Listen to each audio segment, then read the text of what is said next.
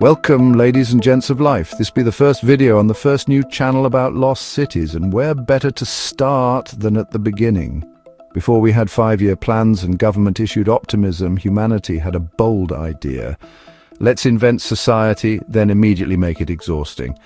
I am Ancient Swan, you are here, thank you for that, and this is Eridu.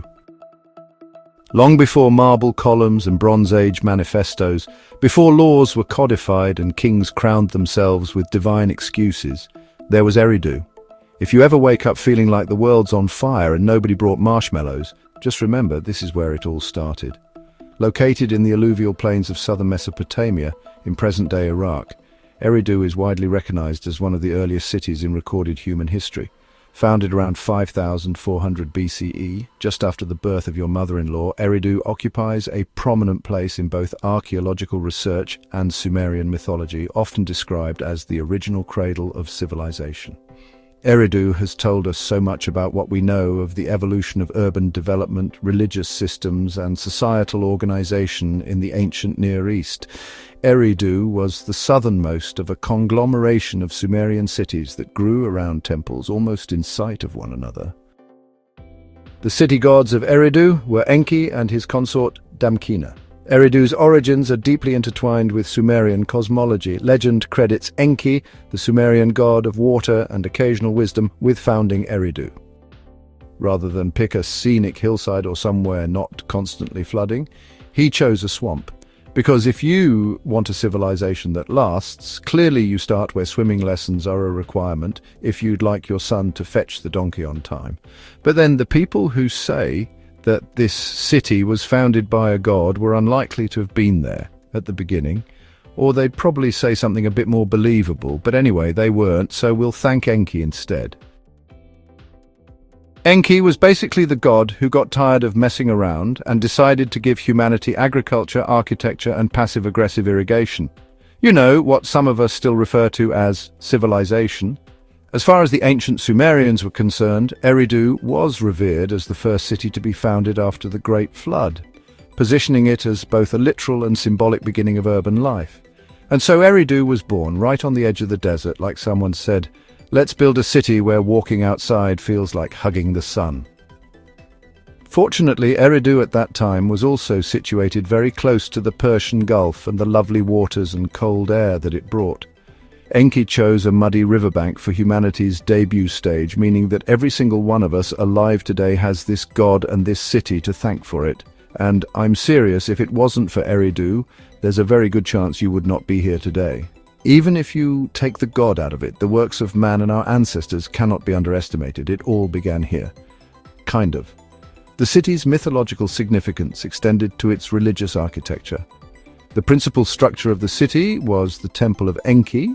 The Temple of Enki stood not just as a structure, but a claim, a declaration that humanity had entered a new chapter, and so they built brick after brick, year after year, until belief became architecture. The Temple of Enki was repeatedly rebuilt over centuries, reflecting both its spiritual importance and the evolving architectural practices of the time, and also basically down to the very simple fact that bricks made of mud and sand generally don't last too long. Apparently God is great, but not that great, so keep the new bricks coming. The temple was constructed atop a raised platform, a kind of proto-ziggurat, demonstrating early experimentation with monumental design. Yes, Eridu had ziggurats, mud brick temples shaped like layer cake left out in the sun. What some may call the first ever pyramids on account of how high they were, and how pyramid-shaped they also kind of were. These were mankind's first ever skyscrapers. In fact, they would still stand proud and above most of today's modern buildings too, provided that the modern buildings in question are no taller than about 10 to 15 levels. Still though, these were impressive for their Bronze Age time. Each one a spiritual hotline to Enki, where priests played middleman between gods and mortals, charging sacrifices like subscription fees. Eridu's urban fabric was characterized by mud brick architecture, with residential areas and communal spaces arranged around religious centers. Archaeological excavations have revealed multiple temple layers, indicating continuous occupation and ritual activity. The use of irrigation and water management, a necessity in the arid environment of southern Mesopotamia, illustrates an emerging sophistication in engineering and resource control. Eridu's structures weren't lavish, they were functional, ceremonial and enduring. Mud brick dwellings, shrine complexes, rudimentary canals. You can picture the laborers, calloused hands, sunburnt resolve, dragging this city into being, one handful of clay at a time, driven by a cosmic mission or possibly just fear of divine retribution. Either way, these early citizens pioneered the concept of civic responsibility without ever inventing ergonomic tools or paid leave. While Eridu lacked the bureaucratic complexity seen in later Sumerian cities like Uruk or Lagash, evidence points to a stratified society with defined roles. Religious elites likely held considerable influence, mediating between divine will and civic life. The presence of scribes, artisans, and laborers reflects the foundational structures of organized labor and administrative oversight that would shape future city-states. Meanwhile, average citizens were busy reinventing work-life balance by hauling bricks in 50 degrees Celsius heat and paying taxes to fund statues of divine fishmen. Democracy? Not yet. Just divine monarchy and a caste system where your future was decided by birth and whether or not your goat had leprosy. Eridu wasn't just mankind's first attempt at city building either. This was spiritual gentrification. One minute you're worshipping at a temple, next thing you know, Enki's latest vision has your house flattened for a new canal nobody asked for, but everybody needed. Eridu wasn't just architecture, it was myth factory central. This is where people ask questions like, why do we suffer? And got answers like, because Enlil sneezed wrong. Welcome to early theology, where accountability was a divine game of hot potato. Religion in Eridu was both institutional and symbolic.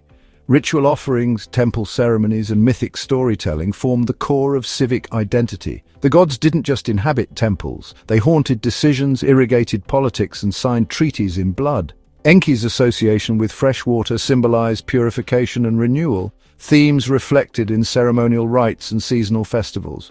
The temple rituals reinforced unity and status. Sacrifice was the currency that aligned you with cosmic rhythms. Myth was law, and their stories placed blame and meaning on divine whimsy. Fate wasn't just written, it was performed, and questioning any of it meant you'd probably end up in a tablet under the heading Person of Interest. As I say, myths weren't bedtime stories, they were early governance tools. If your crops failed, it's because the gods were displeased. If a flood hit, it's because Enki was angry or bored. One of humanity's oldest known stories, the Epic of Gilgamesh, was born here and retold until it became gospel. To us this may be a story, but to the inhabitants of Eridu it was fact. Every drought, plague or weird goat behavior was explained via god drama. Why is the river dry? Because Inanna broke up with Dumuzid and now Enki's in a bad mood. Imagine living in a place where divine tantrums set the civic policy. Can you imagine the Department of Agriculture shutting down? Because your deity didn't get a birthday shout-out? It's kind of like the ancient times version of today shutting down the Department of Education because not enough smart people bow down to your orange face. So I guess in some ways we can see that life has actually changed very little, which may or may not be very sad, depending on your political leanings. Eridu taught us that accountability is best outsourced to emotionally unstable deities. Eridu was also a center of early literary and legal expression, although most written texts from the site are sparse and fragmentary compared to other Mesopotamian cities. Still, its legacy is preserved in later Sumerian narratives, including the King List, which names Eridu as the first city to receive kingship from the heavens, and not Glasgow in Scotland, as I had originally believed. Before lawyers, the Mesopotamians had scribes, who were basically pencil pushers armed with styluses and zero chill. Every civic dispute, marriage contract and dung-related complaint got immortalized in cuneiform on clay tablets that archaeologists now read like ancient Yelp reviews. "Oh, mighty Enki, my neighbor stole my ox. Please smite him with plague, or just make his barley sour, or break his legs and get his wife to fart on his lap. That'll teach him." And if any of you watching this have paid any attention to the history of humor and Mesopotamia, then you'll get how damn funny that joke really was just now. Justice in Eridu was swift, poetic, and often nonsensical. Sure, some of you may wish you could travel back in time and experience this ancient world, but really, how happy would you be getting evicted because you coughed near a sacred goose? Or having your bollocks lopped off because you're wearing green on the wrong day of the week? Eridu began to decline around the beginning of the second millennium BCE. Environmental changes, including the shifting of watercourses and increasing salinization of agricultural lands, likely contributed to its reduced prominence. Not only this, but the desert it had once sat on the edge of had spent the previous 3,500 years inching closer and closer. Every time someone looked away, it would move another millimeter closer. True story. Meaning the sand dunes that once sat a few miles away were now clutching at the city walls. Not only had the desert been getting closer and closer, but the sea waters of the Persian Gulf had started getting further and further away. A double whammy of shit luck for the people of Eridu. As this happened, trade networks went elsewhere, and with them so did the money. And so, at some point around 2000 BC, the people slowly started to leave Eridu. But despite its population decline, Eridu was not done. The temples and religion remained. Eridu was still a major center for the religion of these peoples, whether or not the sand cared. And so for the next 1,500 years, a significant amount of people continued living here, mostly religious types, priests, clerics, religious scribes, and the rest. And people from all over Mesopotamia continued to visit Eridu, their world's first city, as part of their pilgrimage. Eridu's legacy endured through myth and historical memory. Later, Mesopotamian cultures revered the site as a primordial city, a symbol of divine favor and human ingenuity. What remained was a spiritual footprint, a place so foundational that later, kings traced their legitimacy back to its myths. Eridu became less a city than a symbol, of origin, of possibility, of flawed but necessary beginnings. And so, after almost 5,000 years of continued habitation, Eridu was one day finally left for the last time, and all of its history left to ruin. The fall of early Mesopotamian cities and empires was typically believed to be the result of falling out of favor with the gods. A genre called city laments developed where religious folks would write down how a place fell because someone had pissed off the local deity. You know how it goes. We still see this today amongst the not-so-smart types. Oh, well, there are some gay men over there, and that's why there will be a tornado here next week. Again, some things never change. The lament for Eridu describes the fall of that city, so I'll read that to you now, because I'm nice like that. Father Enki stayed outside his city as if it were an alien city. He wept bitter tears. For the sake of his harmed city, he wept bitter tears. Its lady, like a flying bird, left her city. The mother of Imar, holy Damgalnuna, left her city. The divine powers of the city of holiest divine powers were overturned. The divine powers of the rights of the greatest divine powers were altered. In Eridu, everything was reduced to ruin, was wrought with confusion. And well, as always, it can be a little bit different. Reading ancient texts, those ancient folks didn't always write things in a way that makes total sense to us today, but I think you probably got the gist of it.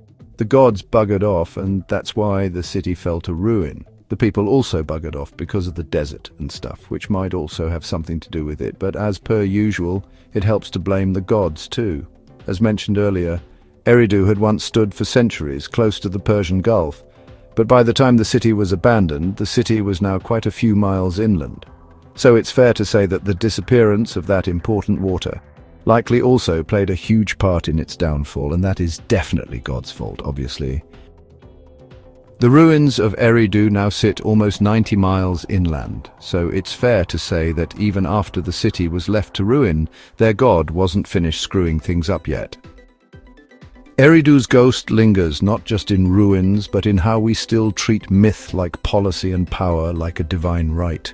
From the mud-brick dreams that began at Eridu came kingdoms, empires, and political systems where morality is carved in stone. Eridu represents more than an archaeological site. It encapsulates the transition from prehistoric settlement to organized urban life. Its religious institutions, social hierarchy, and architectural innovations laid the groundwork for later developments in Mesopotamian civilization. Eridu was the first city, the first temple, the first documented attempt to build something meaningful, followed by centuries of pretending that mud and myth could hold it all together. Through both historical fact and mythic lore, Eridu continues to inform our understanding of how cities and the cultures within them not only first began to take shape, but continue to do so today. And that, gentle ladies and gentlemen of YouTube, is the story of the world's first recorded city. Did you learn anything? I hope so. I hope you learned something.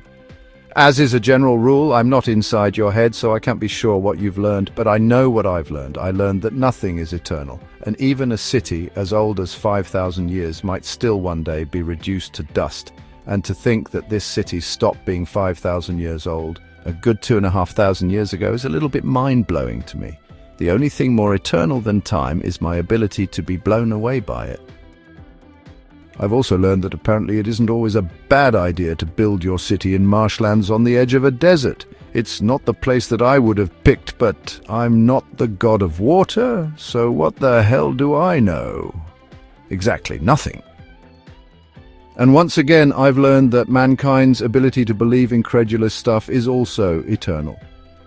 One day it's the canals broke because Enki is angry at the color you painted on your walls.